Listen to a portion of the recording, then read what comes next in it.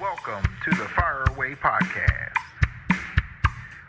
Podcast that is the Fire Away Podcast. Oh yeah, here we go. Let's do it.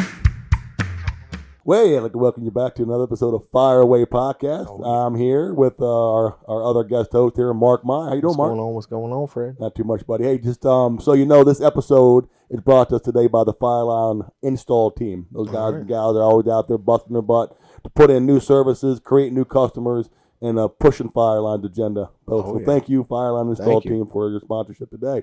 So, hey, make sure everybody who's listening follows us on Instagram. That's fire underscore away at podcast. Yep. And listen to us on Spotify, and on Apple Podcasts. Mark, how you doing? Good, man. All episodes. No, you did great. All episodes are up on Spotify. It took us a little bit of time. We got like 3 episodes out of the bunch up there, but Kelly took some time the other day and worked out all the kinks and got all of our episodes up on Spotify. So, shout out to our one and only sound guy. Yeah, no, I love it, man. Doing a great job. So, yeah, Spotify guys, I obviously those guys out there and gals who have Androids, Spotify, jump on Spotify. It's super easy for the Apple users. Apple's right there, but you can also do Spotify that way as well. Yeah, so. I don't know if you know this yet, but we're having cameras installed in the podcast so we can get up on YouTube. No, I'm just kidding. That'd be kind of cool. Video on. I guess I better dress better then. Yeah, I try to get my hair done before we start the show. So yeah, today we got a good show coming. Oh, everybody knows this gentleman running around Fireline. He is part of the install team. He is a head designer, the main man in there. Been here at Fireline, I think, 20 years or so. Okay. Chris Troutman coming. Chris, I'll tell you this. Since the day I was introduced to Chris, I was introduced to some Chris stories. So sure. I am looking forward to this podcast. So am I. We had we kind of talked a little bit ahead of time, right, getting kind of set up for this podcast. And, that was one thing he was a little nervous about, was getting to some of them stories. I had to remind him, Chris, this is a family-friendly show, so we can touch on experiences, but we don't have to get into the details, buddy. Save it for Fire Away After Dark. That's right. Can we please have that? That would be great. But no, so I'm looking forward to that interview. Looking forward to talking to Chris and hearing some of those cool stories. That dude has done a lot. It's always great when you got a guy that just loves to tell stories too. For sure. Yeah, like you just sit there and I don't even have to talk, man. Just tell me the stories. Well, I just want to tell you what I want to hear. I got a feeling that's how this is going to go. I might ask a question and then boom, and then ask a question and then boom, and then kind of flow with that. Fascinating guy. So you say he's been here 20 years. 20 years, man. We got a lot of long time employees here, man. So we do, and that's the cool thing about Fireline. We've talked about that in the past. People seem to come here and want to stay here. Yeah, I'm not going anywhere. 1, because I'm old and I don't like starting over anywhere new. But 2, I get treated pretty well, so I can't complain. That's it, right? We've talked about that many a times. For sure. So, yeah, I can't say it enough. I'm really excited about the lineup we got in 2024 for the show. We're putting a lot of work into the podcast, a lot of work into scheduling it, promotion. We're trying to get listeners. Please follow us, on Apple Podcasts, on Spotify. Click that follow button. Follow us on Instagram, share it. We keep it family friendly. If there is something that needs to be edited out, Kelly's on it. We want listeners, right? It really helps us. It helps us get more people in, more people interested. So, like we tell you guys all the time, who do you want to listen to? Give us some suggestions, some ideas, some content. We'd love to make sure we're giving you what you want to hear, and we look forward to it. So, I guess without further ado, yes, let's bring Chris in. All right, buddy.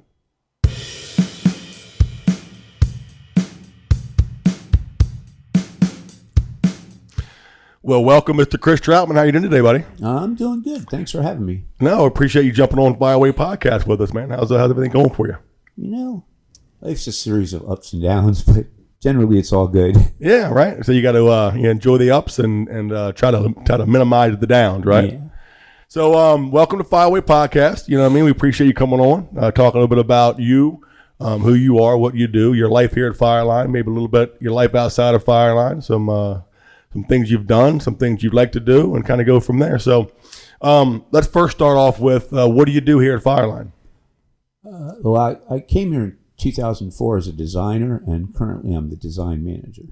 Okay. What does that entail? So we have sprinklers, special hazards, fire alarm, and basically all the design work that's done, producing drawings, submittals, ordering of equipment, all that kind of stuff is what all the designers do. Okay. So how big's your team? 11, 12 people right now. Pretty decent sized team. Then you guys are pumping out some work. Yeah. Yeah. What got you into design work and doing this type of work?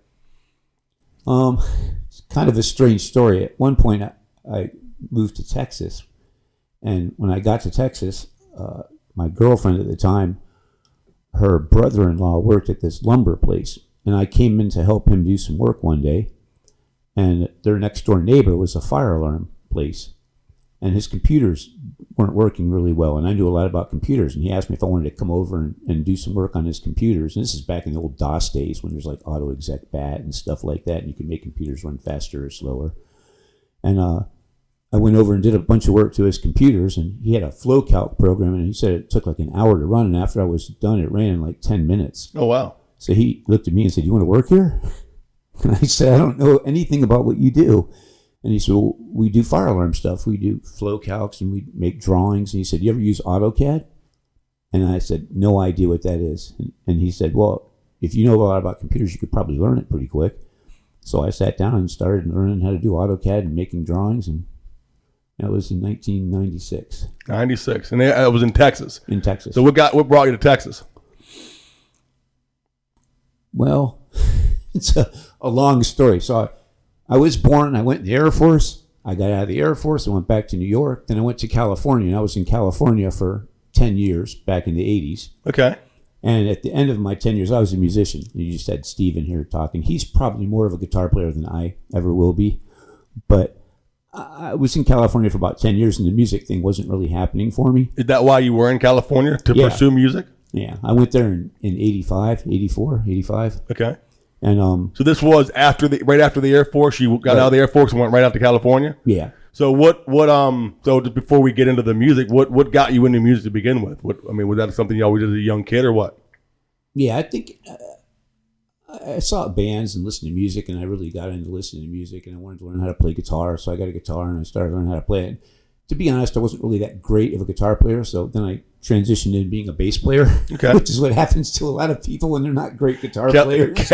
Kelly's giving you a good thumbs up over there. Yeah, we talked in the last episode with Steve that bass guitar player. Is that what happened to you, Kelly? Too, same thing, or you like bass from the get go?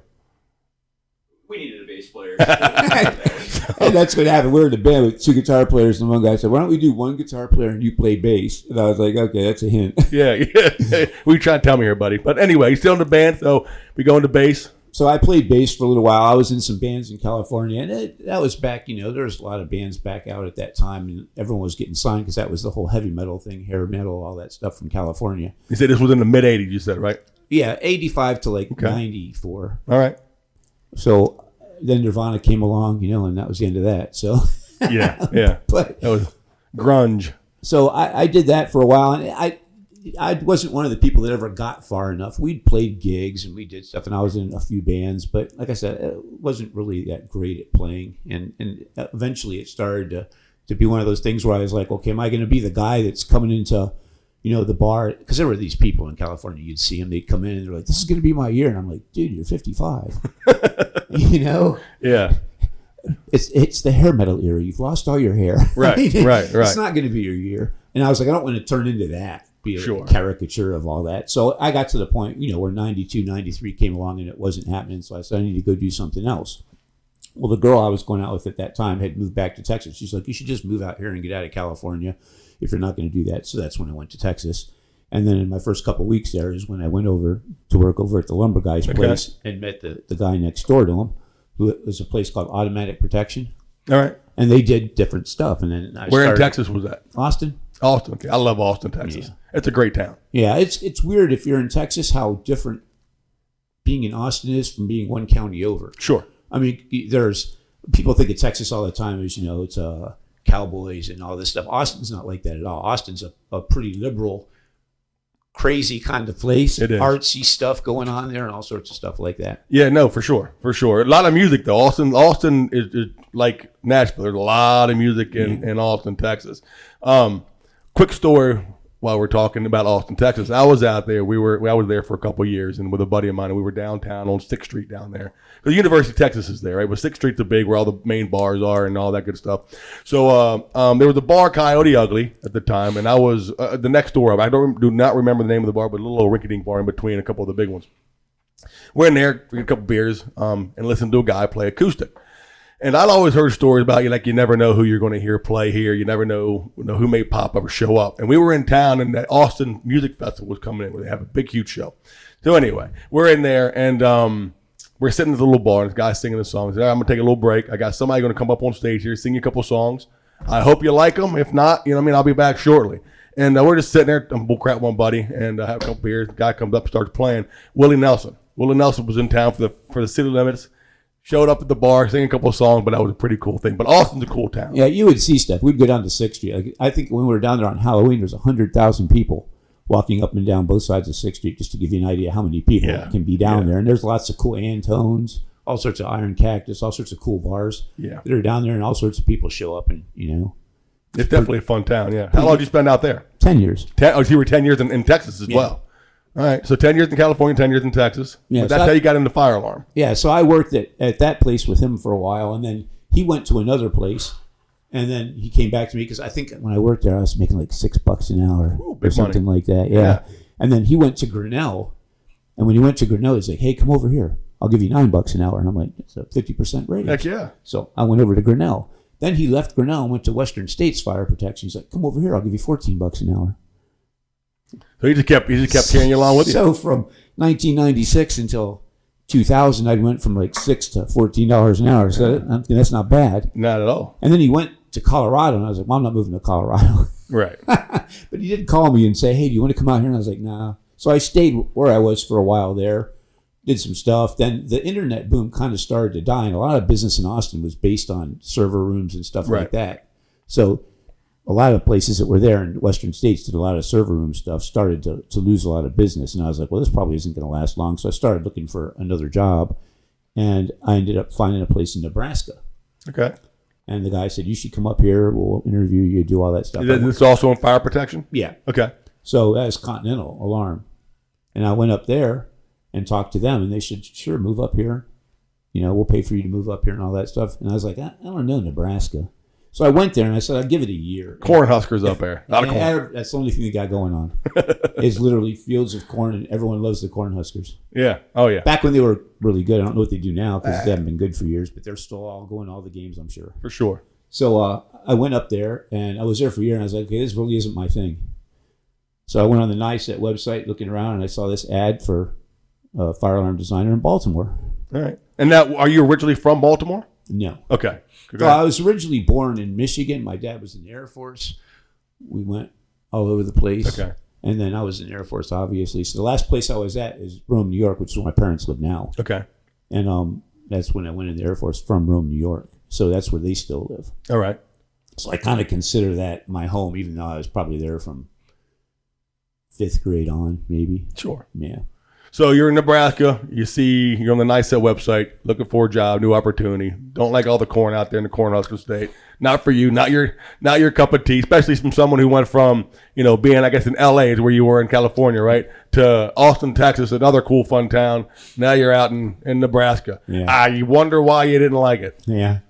Yeah. So I was like, I'm not really digging this. So I came out here and did an interview with Kenny, who used to be the design manager here. And he said, sure, we'll hire you. So then I moved out here, and that was 2004. Okay. So you're 20 years now into Fireline. June 14th. June 14th will be 20 years into Fireline. Yeah. And you come over, same thing as a designer right from the get-go. Yeah. Okay. So now since you've been here at Fireline, who all have you worked with? Who was here at Fireline when you started? That was Steve was running. That was when right? Steve was running stuff. And John would still show up every once in a while. Okay. He would come in, and park, and he'd go in. I guess he was more of he was keeping track of the books and stuff like that. And Steve was actually running the place or something like that. I don't know what their arrangement exactly was, but Steve was actually the president at that point. Okay. So most of your tutelage from the get-go was under Steve. All right. And Anna was at that desk in the front next to the receptionist doing stuff. Helping her dad out, yeah. So you asked me, 20 years ago. So that would, she was a teenager then. Yeah. Yeah. So now have you been a Fireline 20 years now? You found a home. So why What about Fireline and what about the work you were doing here helped you just settle in and say, this is where I want to be, this is where I want to finish it out at? I mean, I think when I came here at first, this is why I draw a little bit of a distinction between how Fireline, I guess, used to be. Is I always compare it to like 1947. Like when I came here at first, they still did time cards on, filled out by hand and paper and stuff. And as technology's come in, they've adapted pretty well to all this stuff.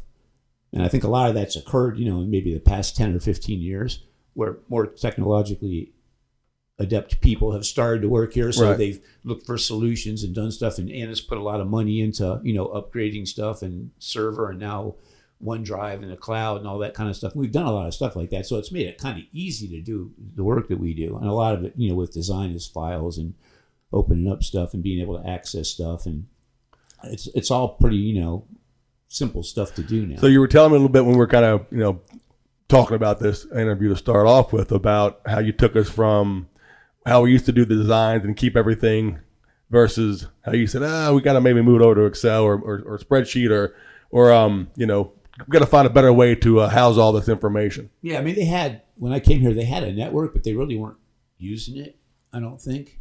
Like, they had it, but everyone still kept stuff on their own computers because that's just how people were doing stuff at that point.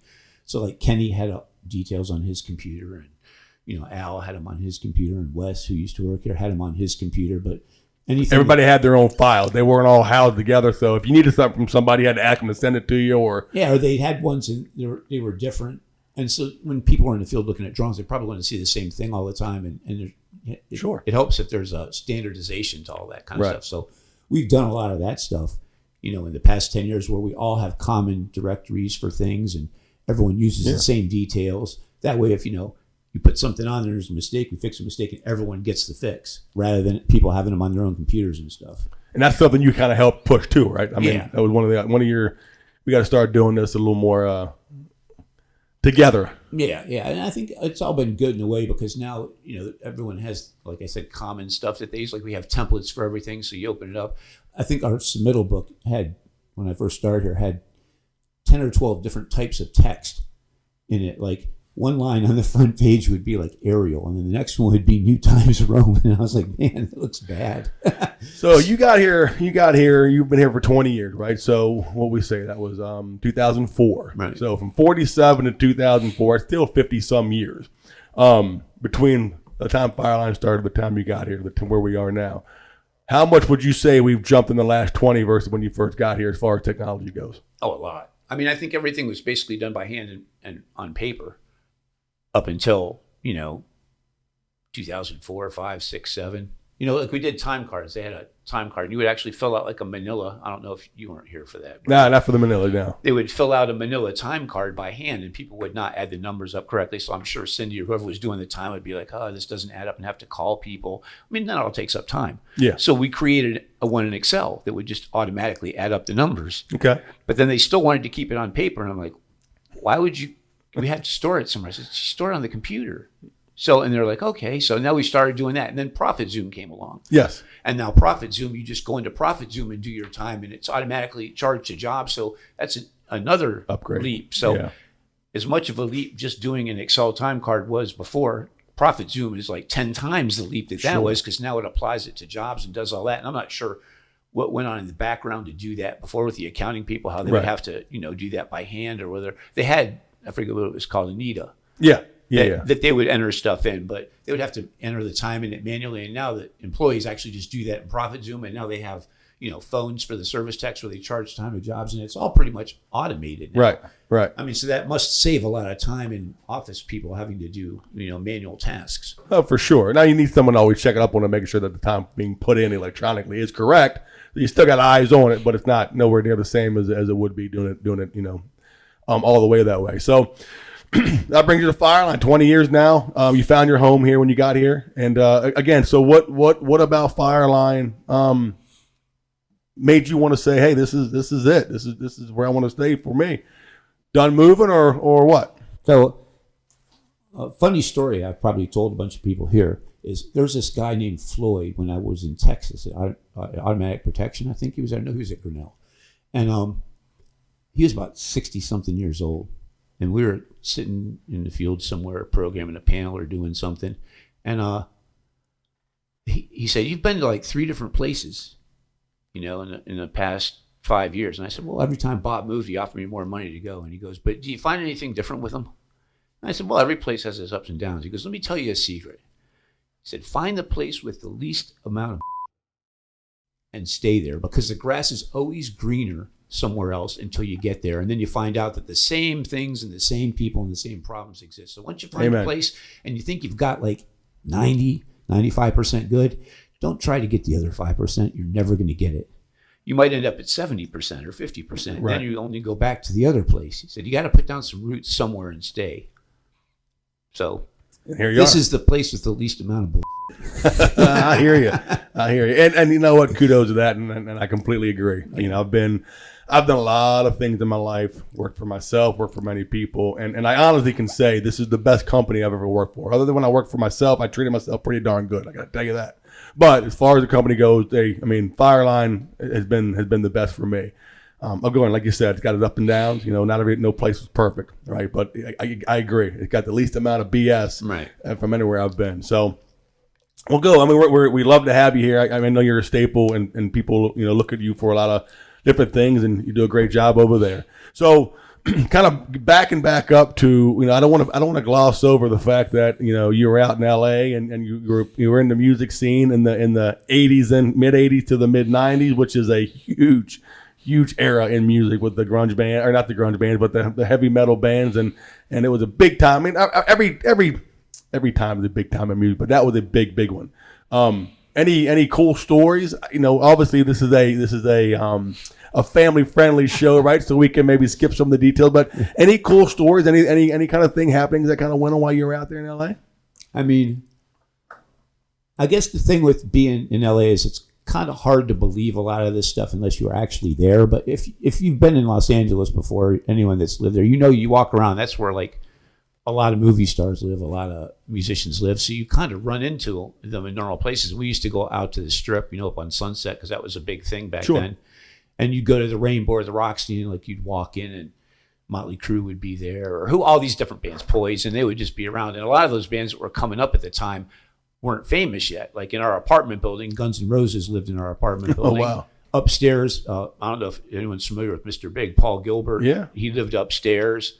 The building next door, a band called Bang Tango that got signed, and they put out a few albums. LA Guns, just all these different bands were around back then, but they weren't famous yet, so they were just regular people. And you would hang out with them and run into them at different places, or you go to parties at people's houses.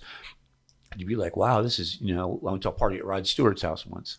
All right. Like, not because I knew Rod Stewart, but this girl that I knew got invited, and she's like, "You want to go?" So I went there, and then we ended up getting thrown out because the bouncer guy was like, "What are you doing here?" But stuff like that happened. It was kind of fun. Yeah. But it's not like a lot of those people. You really knew them, or there's some people that you would meet and you would know, but a lot of them you just kind of casually ran into, and they probably wouldn't remember you today if they had to. So who all? So you said you played some music. So have you played music with any of them? Actually, got to jam with any famous bands? People. Randy Castillo was actually a really good friend of mine. He used to play drums for Ozzy Osbourne. Okay. From like 88 to like 94. And we used to hang out with him. I actually lived at his house for a while. All right. So we hung out a lot, and people would come over. Ozzy would come over. Zakk Wylde, people like that would all drop by. Matt Sorum from Guns N' Roses was friends, Duff McKagan, and sometimes we would all sit around and jam and stuff like that, but not on stage. Up on stage, right? Not really, nothing like that. Sam Kinison was a really good friend of his. Okay. I like Sam. Which a lot of people now probably don't know who that is. Yeah, I like Sam. Sam's a good guy. He was a really good friend of his.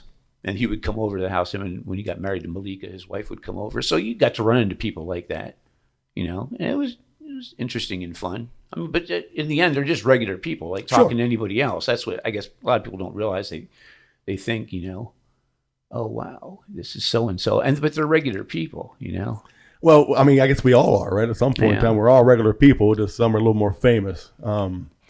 Well known, I guess you could say. Regular people being well known. That was one of my biggest disappointments. Is like for all the people that I met.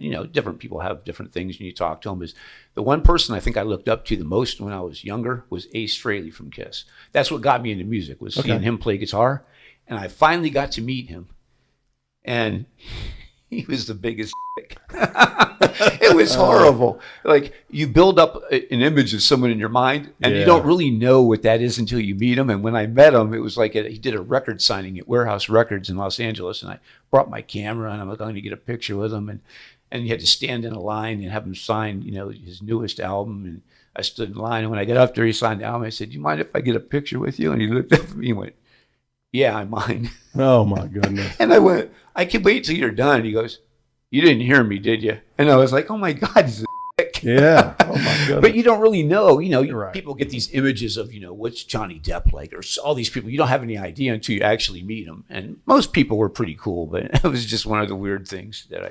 Yeah, it's kind of cool that you got to know some of them guys or meet or interact with some of them guys before they got famous. And, fame sometimes can change a person, but it can also be all the weight of the fame being on them. That's a lot to carry everywhere you go. Once you do get famous, people asking for autographs or wanting to talk to you. You can't get peaceful. And then all it takes is one interaction with someone when you're just not in the mood. And next thing you know, you're labeled as being, that guy. It's a funny story that you mentioned that, because one of the things that happened was we went out to Sushi on Sunset, me, Randy, his girlfriend, a couple other people. And we walked in, and everyone knew who he was. So obviously people would come up to him and go, "Hey, can I get your autograph?" And it wasn't like, people didn't have phones back then. Right. So it's not like you could just snap pictures. It was always like, "Can you sign a $1 bill?" or something like that. It was a napkin or whatever. And we were sitting there, and like 3 or 4 people came up to him. Once 3 or 4 people had come up, a couple more people knew who he was and came up and asked him to sign stuff. And when he was done signing all this stuff, I said, "Does that ever bother you?" And he said, "If it does, I'm in the wrong line of work." Yeah. He said, "Some of these people, I might be the only person they ever actually meet like that. And basically, this is why I make the money I make and do the things I do, is because these people support us." Right. So for me to turn around, I guess you have a bad day every once in a while, sure. But for me to turn around and be like, "Don't bother me," or whatever, literally takes me a minute to sign an autograph and say hi to someone. I guess some of that going into what you're doing, right, or what they're doing. So you want to be a big time musician or an actor, what have you. But in your instance, music. You got to understand that, I guess, right? I mean, one of the things going into that, knowing that with what you're looking to get out of this, which is being famous and being a rock star, is going to come with that. So you're going to have to take a little bit of that and go, "Hey, I kind of understand." So it sounds like he did. That's pretty cool. Yeah, a lot of people, being humble. I guess sometimes people get to the point where maybe I've met some people that were like that too, that are just like, "I'm so much better than," and you're not really, you're a regular person. And that's what I think people don't understand is no matter what you do in life, we're all just regular people. For sure. And we all need to interact and do what we need to do to get done. No one's better than anyone else or any of that kind of stuff. So I mean, treating each other with respect and kindness. Right. That's what it boils down to, right? And that even, here. Anna walks around here, you run into her, normal person. So and so, Rich, Shannon, they're all accessible. You can talk to everybody. There's not, we're here and you're here. And there's nothing like that, here. And that's, I think, part of the big selling point of this place too, is I think maybe it used to be a little more of a family place back in the Steve days, and now we've had to do, there's obviously a lot more people. We've grown, so it's become a little more corporate than it used to be, but it's still a family-oriented place where everybody's accessible. You can talk to everybody. Everything here is, everyone knows what's going on. Anna holds calls and tells people everything. It's not like there's no big secrets or any of that kind of stuff. Right. No, I mean, we've talked about that in the past too, on the podcast actually, where we are kind of there, right? At some point in time, you get to the point where you have to start doing some corporate things because that's where you're at as far as the side of the company. But what I like about Fireline here and Anna and like I said, Rich and Shannon and all that, they do a pretty darn good job at trying to keep that family feel the best that they can as we're moving into a corporate world. But I mean, we are kind of where we are. So, but no, I mean, that's an awesome story, man. But yeah, so Fireline is where you've been the last 20 years now, and we're here to the end, right? Yeah. I mean, I don't see myself going anywhere. So, looking back over, 10 years in LA, 10 years in Austin, your, 13 minutes in Nebraska, out here in Maryland. If you could look back over all of it, and you could say put Fireline anywhere you want to put Fireline. What was your favorite place? Where was your favorite place to live? A place we didn't even talk about. All right. When I went in the Air Force, you go through basic training, you go through all this stuff, you go to tech school. When you're done with tech school, they have a day where they read off everybody's assignments. And you're all in a room, like 30 or 40 of you, and they're like, so-and-so, you're going to Eglin Air Force Base, Florida. And people are like, oh. And Airman Troutman, you're going to Eielson Air Force Base, Alaska. And there was like dead silence. And I was like, Alaska? I put down like, they give you a thing called a dream sheet. Yeah. And they call it a dream sheet. That because wasn't on it? It's a dream if you think you're going any of those places on that sheet. And I'm That's like funny.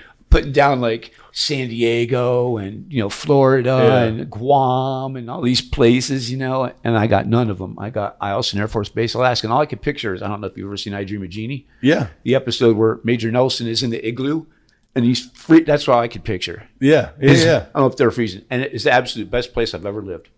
I've heard a lot of good things about Alaska. It's just unbelievable. It's really cold in the winter. Yeah. But unbelievable besides that. The seasons and the being light all the time, and then it's dark in the winter and everyone's depressed and it's light So all that's the the time. 6 month on, 6 month off. Is that about what it is, or not quite 6 months? The way it actually works is if you start December 21st, the sun barely starts to come up, and then it goes right back down at like noon. Okay. And then you start gaining, I don't know if it's 6 or 8 minutes or whatever it is, until you get to March 21st, where it goes straight overhead, and it's 12 and 12. Okay. And then you get to June 21st, where it barely starts to go down at midnight, and it comes right back up. So at 11 or at 1 in the morning, it's bright as day. And then you start losing until you get to September 21st, where it's 12 hours overhead again, and then you get back to December 21st, Interesting. where it's dark all the time. And you get the northern lights and stuff like that. So, I mean, it's a really nice place, and it's mostly wilderness. So I think a lot of it, I mean, I was places in there, and I was like, has anyone ever been here before? Sure. I Yeah, mean- like remote, just like I could be the first person to ever step foot out. Yeah, and it was just really nice. It was nice, clean air. Everyone, when I lived there, I don't know if it's still like that, because I've seen like episodes of Alaska State Troopers, and I think to myself, I hope it's not like that everywhere. That's mostly southern. I was Yeah. up in Fairbanks. Okay.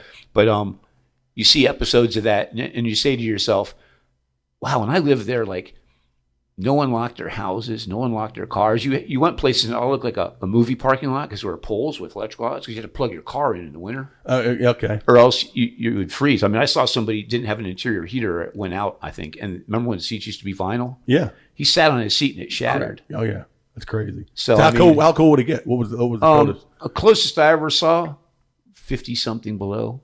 That was with wind chill though. Holy. But we would be out skiing, like it would be like 10 below zero. And we'd be out skiing because it's really dry. And as long as you put lots of layers of clothing on, you really didn't have a problem. You're But okay. it's really cold. How long were you out there?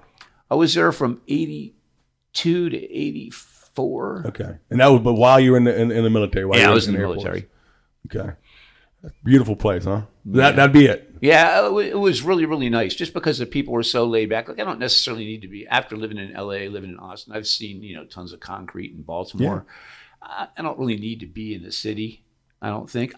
Having one close by is not bad because there's lots of things to do and, all that. But I'm perfectly fine out, in the wilderness somewhere. Are you a warm weather guy or a cold weather guy? If you had to pick one. I mean, I grew up in cold weather, so... Okay.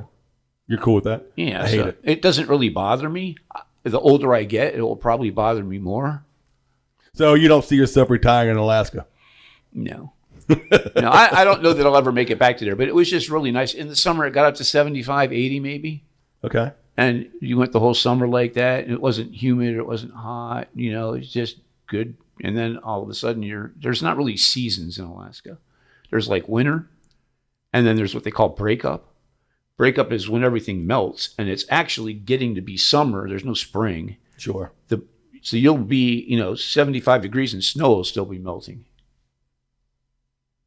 So it's just no like Yeah. in between period. And then you go around by Halloween, it's probably snowed already. Any cool animals come across? Oh, yeah. Moose, all sorts of stuff. Bears. Funny story. I actually went moose hunting, and I guess maybe we were out there for like a couple of days. Fort Wainwright is the Army base next to it. You could go out in Fort Wainwright. It's a huge thing of land that they own, and they would let you go out hunting on it. Okay. So we went out hunting at Fort Wainwright, and some of our friends went down there first, and then we came a couple of days later, and they were like, yeah, we haven't seen anything yet. So I was like, okay. Next morning, I get up. I go down to this little creek that's at the bottom of a hill, and I had a Marlin 444, which is like, if you can imagine a 44 Magnum. Yeah. But the shell's about that long. So I used that as my brush gun that I would take, and I would go hunting, and I had a 7mm Magnum for like long range with a scope and all that. So I walked down there with a 444, and I'm filling up a jug with water, and I look up, there's a moose 75 yards away from me. Did you get them? With nice big rack on it, and I was like, So here I am with a Marlin 444 with peep sights, no scope or anything Yeah. like that. And 75 yards, not that far. Right. So I looked, shot him in the shoulder, shot him again. He fell down. That was it. And it took us all day to move that moose maybe 80 yards back to the camp because we had to cut it up, and it was in the tundra where he actually had been shot. And I don't know if you've ever seen tundra. It's like stalks of mushrooms. Yeah. You have to walk on and in between. It took us all day long to do that. And while we were cutting up the moose, because I really didn't know that much about it, the guys that I was with were like, well, you have to do this, quarter it, and all this kind of stuff. While we were doing that, obviously cutting up the moose, scent. Yeah. And one guy was standing there, and he's like, what's that over there? Uh-oh. And I'm like, looks like a bear. And then the one guy's like, wait, my tour is going to be up, and I haven't ever gotten anything. Let me shoot the bear. So we're like, okay. This So it was a free-for-all out there. You take whatever you need to take. Well, the bear was coming towards us Okay. Oh, okay. because of the moose. So at that point, you're probably thinking, You felt a little, Yeah. a little intimidated right there. yeah, the moose thing is there's seasons for it that you can Okay. only All go right. out and hunt. It sounded to me like, all right, just shoot whatever you see. No, out there. actually, it's worse to shoot an animal out of season in Alaska than it is to kill a person. Oh, okay. If you shoot it on your property, they'll take your house. If you use a car to get to where you're going, they'll take your car. Whatever means and ways you use to get it. At least that's the way it was in the 80s. Yeah, I've heard some story DNR and the jurisdiction that they have. Even everywhere in the States as well can sometimes be a little more than the police. That's why they use them to kind of do stuff like that. So this bear is coming across the tundra towards us, and he fires about 4 or 5 shots from a 7mm Magnum, which, if you know anything about guns, is a pretty sizable It is. gun. It is. And the bear's only gaining speed. So people are like reaching for guns. By the time the bear finally dropped, it was about 50 feet from us. Wow. And 2 people had it emptied out 7mm mags. I don't know if there are 5 or 6 shots. I'd emptied out the 444 that I had and a 357 Magnum that I had on my side.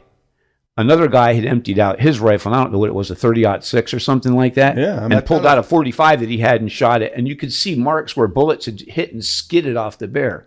It was a grizzly bear that was 11 feet tall when it was standing on its end. Unbelievable. Yeah. So- he would have tore through you guys pretty quick. And he was coming to get the moose, I think, is what the thing was. Sure. But you guys were kind of in the way. Yeah. You know what I mean? I get it. I mean, you're the wildlife out there. 100%. When you're in places like that, really. I mean, 100%. they're all the animals that belong out there. So, I mean, it's a little different kind of environment. Very cool. Well, Chris, man, I really have appreciated you jumping on this podcast with us. We like to end our podcast with a question we like to ask all our guests. So what would Chris entering Fireline in 2004 tell Chris today? What advice would you give